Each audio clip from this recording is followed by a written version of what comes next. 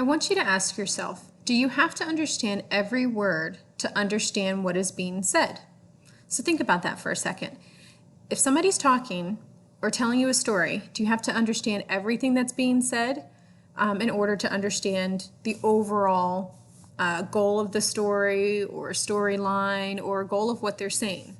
So you have your answer in your head. I'm going to read you a short story, and then I'm going to ask you some questions afterwards.